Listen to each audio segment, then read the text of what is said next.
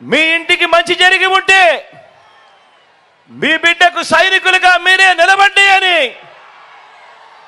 ప్రజల్ని అడిగే సరికొత్త ధైర్యమే సిద్ధం. ఎన్నికలు కాగానే మేనిఫెస్టోను ఒక చెత్తబుట్టలో